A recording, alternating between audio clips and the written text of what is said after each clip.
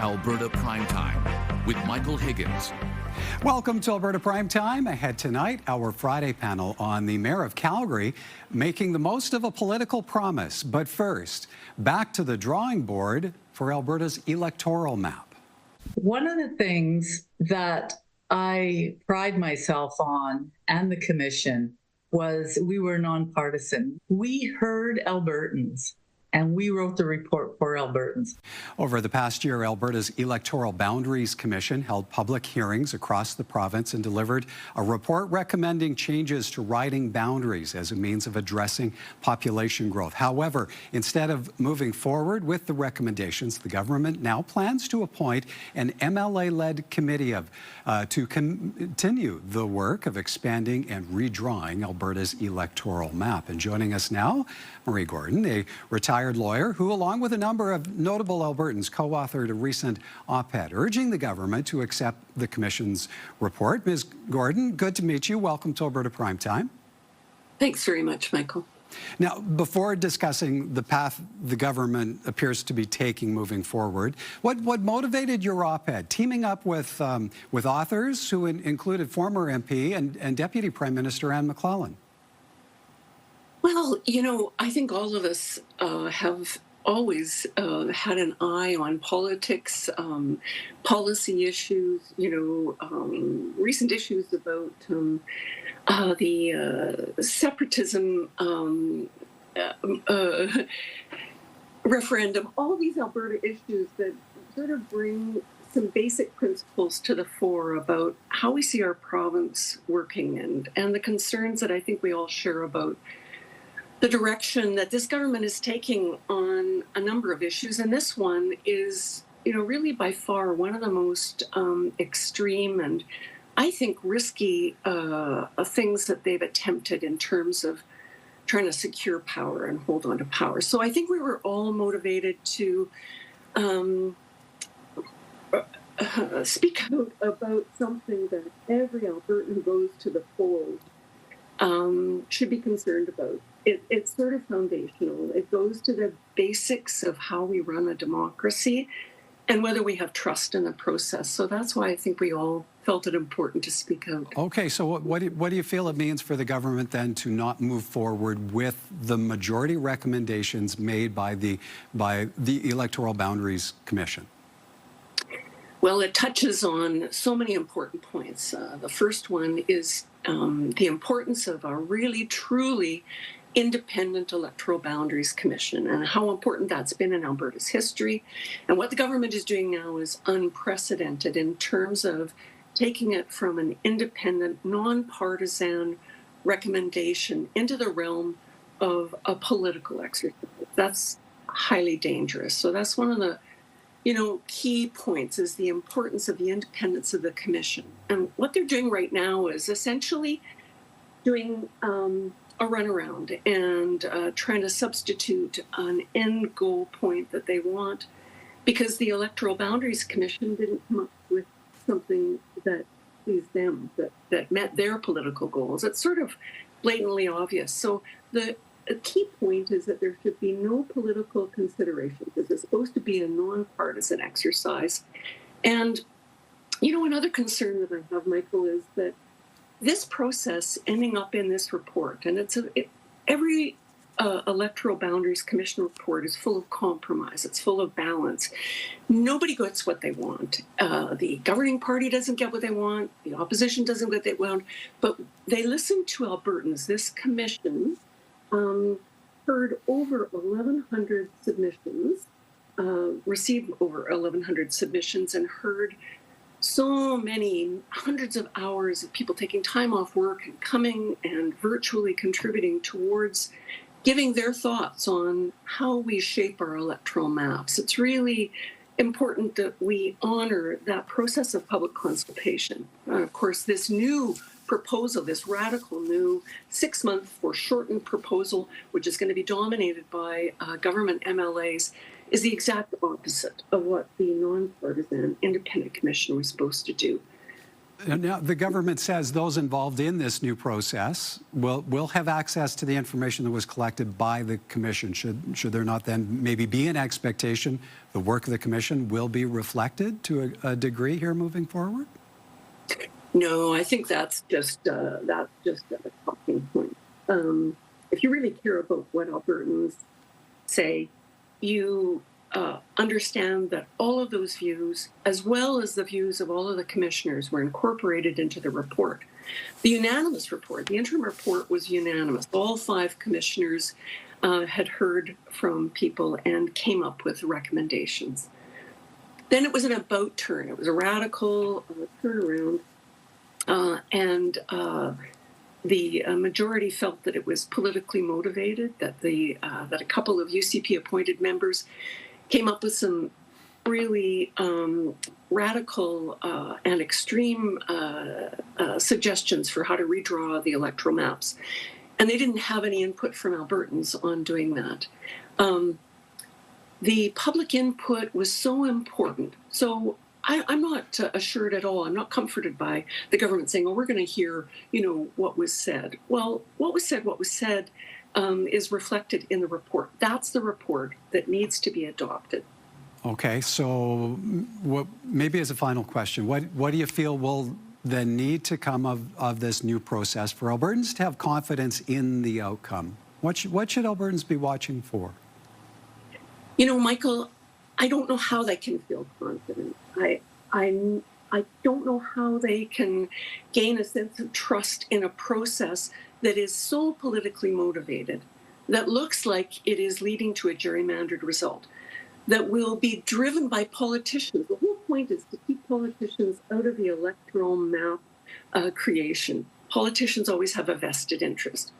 We want, I don't know how they get trust. I think that Albertans have lost a lot of trust in this government, and as they undertake exercises like this, it's going to breed a real cynicism and a real lack of trust and a real concern that whatever this government does, it seems to be based on a thirst to get power and maintain power, ignoring what Albertans have said and ignoring some really a year's worth of hard work. So that's what's troubling to me.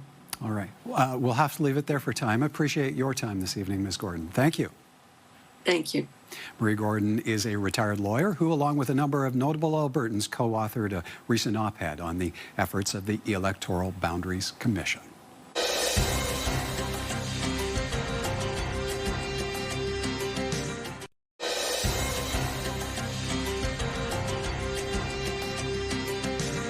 From redrawing Alberta's electoral map to a provincial road sign makeover, the mayor of Calgary making good on a promise, and the crew of Artemis II reflecting on their historic moon mission. Our Primetime This Week panel is in, and joining us this evening, Alex Boyd, Alberta-based national reporter for the Toronto Star, and Bob Sumner, former 30-year news veteran, now a media and communications consultant. Good evening to you both, and let's begin with the building controversy over electoral boundaries in our province. Recommendations on a new map of ridings made by an independent commission 3 weeks ago are to be revisited. In place of that, the government proposing a committee of MLAs, 3 from the UCP, 2 from the NDP, would be struck to oversee a bipartisan advisory panel on expanding the legislature to 91 seats, growing the number of MLAs by 4. Public hearings would not be held as part of the expedited process. Now, in response, the opposition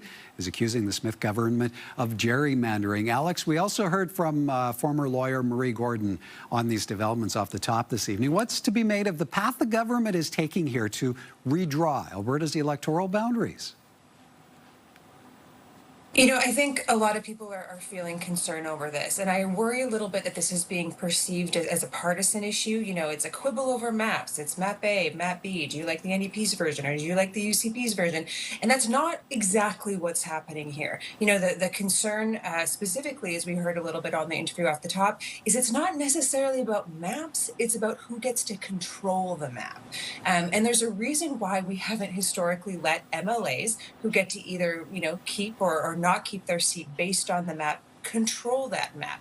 You know, we've had an independent hands-off commission for, I think, 30 years who have been tasked with coming up with this Herculean, task of deciding what the riding map is going to look like, where the boundaries are going to be, because there is a belief that the people who are elected based on that map shouldn't be the ones in control. And so this idea that we're going to toss it out, we're going to replace it with predominantly government MLAs who have a vested interest in where those boundaries are, and somehow that's going to be a fair or more equitable process, is, I think, an argument that a lot of people are quibbling with, you know, across the political spectrum.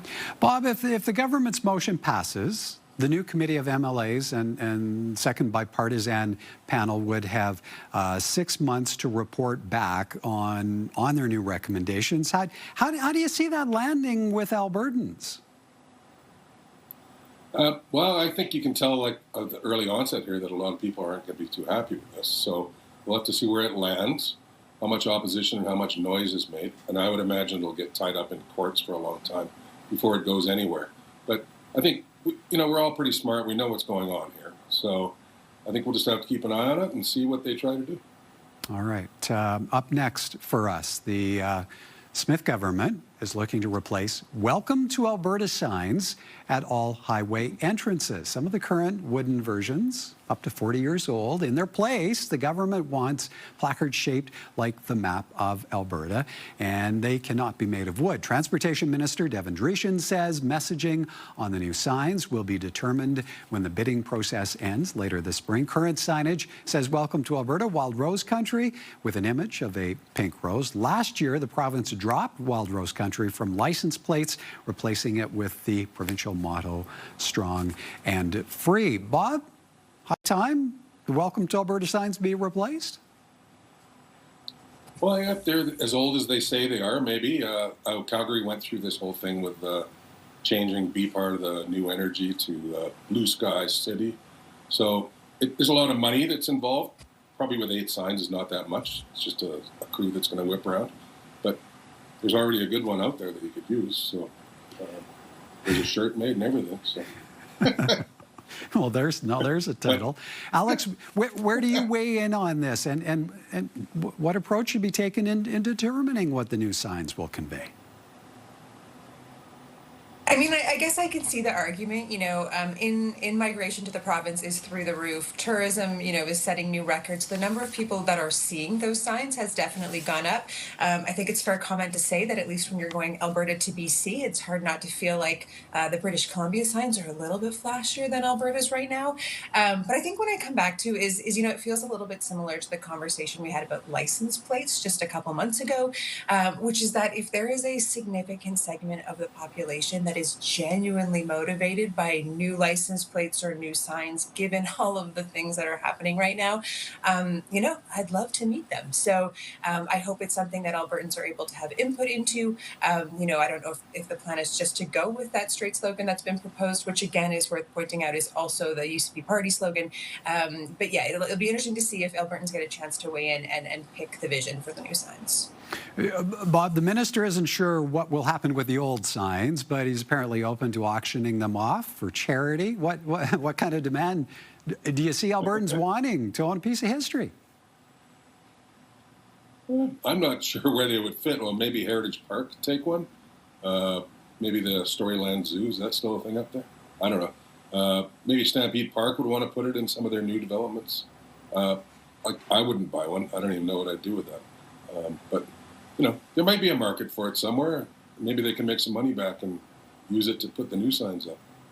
Well, to see the images there, they are a good size, and they might be a little bit too big to put in the garage or someone's man cave. And Alex, Bob showed us a T-shirt a moment ago with a suggestion. Any thoughts from your end? Oh gosh, that's a good question. What would I put on the form if I was asked? I don't mind Wild Rose Country. It's historic. It's been around forever. I don't think most of us could identify a wild rose, but at least we know we're supposed to be able to. So, why fix what ain't broke? There you go. Okay, time for us to take a bit of a break, but when we come back, the mayor of Calgary gets soaked fulfilling a commitment, and the crew of Artemis II reflects on the success of their lunar flyby. More from our Primetime This Week panel in a moment.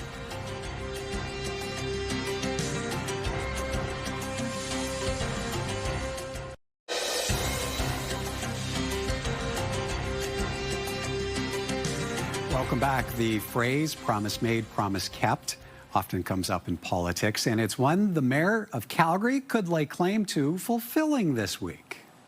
Welcome.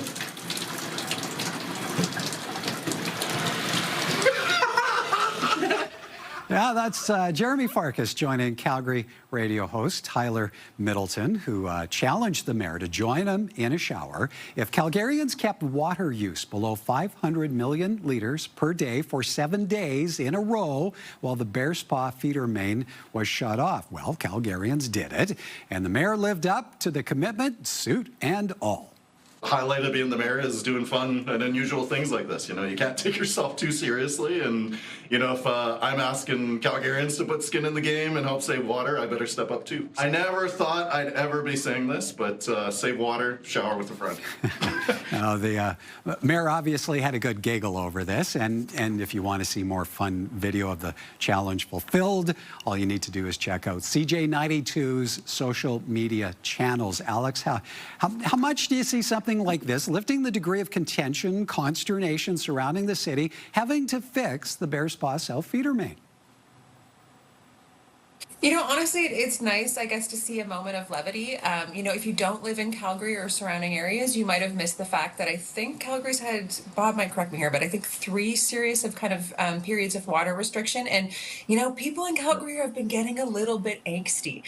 You know, and I think it's been a real tough communication challenge for the city. They've kind of clearly toyed with different communication plans, different ways of trying to explain to people how to save water. I think it's been a real challenge of like getting people on board. And so to have, you know, seeing the mayor have a little bit of fun, joke around a little bit, you know what, I think after the 1.5 years of, you know, water stress we've all had, it's kind of nice to see him joke around, I guess. Bob, a tip of the cap to CJ92 for pitching this approach to promoting water conservation at a very critical time. How does this play as a public service announcement? Well, I think it reaches a whole lot of people, and it was lucky for the mayor that he could joke around about it, because the other ones were quite serious. And you know, this is a good way to take a little stress off it. You know, going from 3-minute showers to 4-minute showers or whatever. But I think it was really good for him to get out and do that. He had the benefit of not being blamed for any of the problems before, like other mayors many years back have been blamed. So, you know, this is good for CJ. It was elevated throughout the city through CTV Calgary and on the social media channels. Everyone was aware of it, I think. But if it breaks again, I don't think you can have a joke shower about it. But it's a serious business. But it brings a little levity to it, I think. That's what we need in this life. It does, doesn't it, Alex? And how do you see this reflecting on the mayor of Calgary? Is this the kind of thing that's likely to pay dividends for a politician? You know, I think the water main break in general is going to be a real political question. You know, Jeremy Farkas is a relatively new mayor, and this issue has really felt like, you know, almost a baptism of fire for him in the sense that he was really flung into it as a new mayor. That said, he was on council for quite a while. But again, it's not quite clear who Calgarians have landed on yet in terms of, you know, laying political blame for the fact that our infrastructure, you know, has gotten to this point. And so, you know, right now, things seem pretty positive for him. When the bill for the new feeder main comes due, I don't know if that's going to change. So yeah, it's nice that it's joking around, but whether or not that goodwill I think people are feeling right now is going to last, I think is still an open question. All right. From close quarters in a shower stall to recapping the success of the Artemis II mission. The crew of 4 successfully traveled to the far side of the moon and back, launching as friends, returning as best friends. We are bonded forever. I mean, that's the closest 4 humans can be and not be a family. For 10 days, they captured the hearts and imagination of the world, going further and faster into space than any human has gone, and seeing the moon from brand new perspectives. We're all kind of struck by these things that make us feel small. And that the sense I had was this sense of fragility and feeling small, infinitesimally small. But yet, this very powerful feeling as a human being, like as a group. While they had an idea of the attention the mission is getting, they initially didn't know the extent of it until connecting with family. When my husband looked me in the eye on that video call and said, "No, really, you've made a difference," it brought tears to my eyes, and I said, that's all we ever wanted. And the success of the mission underscores the importance of working together. Don't do it alone, and share what you're trying to accomplish with others, because you need the support of others to do big things. And so share your goals, be brave enough to share them, and then you'll be surprised how people surround you and lift you up to accomplish them. Jeremy Hansen also hopes it inspires the next generation of astronauts to dream big. Bob, what's your takeaway from the success of Artemis II? How likely is it to renew a global fascination with space travel, exploring the stars?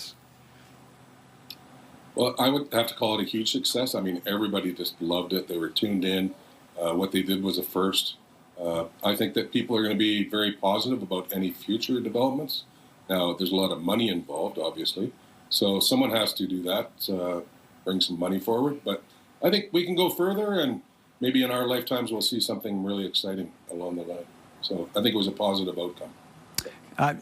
Speaking of positives, Alex, Canadian astronauts have captured the spotlight over the years, including Chris Hadfield, achieving rock star status, as we all recall. How do you see Jeremy Hansen's accomplishments now fitting into that picture? Yeah, I mean, I remember being at a Stampede party where he was at 2 years ago, and the line to get a chance to actually shake his hand and meet him at that point was incredibly huge. And so I think at this point he's only going up from here. I think he's made a great case for science, for Canadian space. He's going to be a public figure in the days, months, years to come, in much the way Hadfield continues to be. Also, too, at a time when Canadian-U.S. relations are arguably at an all-time low, to see a Canadian astronaut kind of palling around with his American counterparts and hugging and laughing and crying, I think it was kind of a nice reminder too, not only of what he can do, but again, what happens when, America and Canada are able to put our differences aside and work together. Yeah, it's like they went there as friends and they came home, I guess, as family. All right, we've left ourselves with enough time for a round of winners and losers. Alex, how about you go first? Who or what's topping your lists this week? Oh gosh, you know what? I'm just going to say losers, but everyone in southern Alberta who had to shovel multiple times yesterday, despite the fact that we're into mid-April at this point. I love snow, but I think at this point in the year we're all feeling a little bit done. Yep, lots of us echoing that very same sentiment. Bob, last 30 seconds to you, sir. I'm going to make that snow a positive because it was a really good workout, and the moisture is so important for us just to keep smoke season down to a minimum. So, and hopefully we'll get a lot of water coming downstream that we can keep in reservoirs. And water our lawns if you have a lawn. It's all good. Well, and there's another contentious issue coming down the pipeline as well, right? Or if you're in Calgary. Yeah. Anyway, folks, we'll have to leave it there. Great to see you both. Hope you have an awesome weekend. Thanks, Michael. See you, Alex.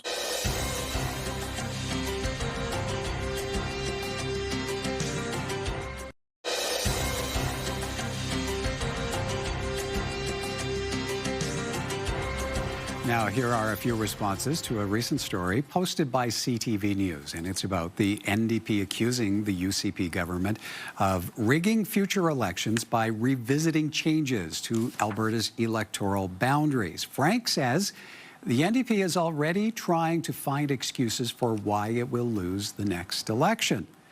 Loving Montreal responds, Alberta is following the Trump playbook. Navi posts, the NDP is getting very desperate. Emmett weighs in, politicians choosing their voters. I thought voters were supposed to choose their politicians. And AEC Summer writes, ditch the stupid ridings. Each vote is equal. Count each individual vote. Remember, you can always have a say. Email us anytime at comments@albertaprimetime.com. That is our program for tonight. Have a great evening and a great weekend, everyone, from all of us at Alberta Primetime. Thank you for watching, and join us again next time.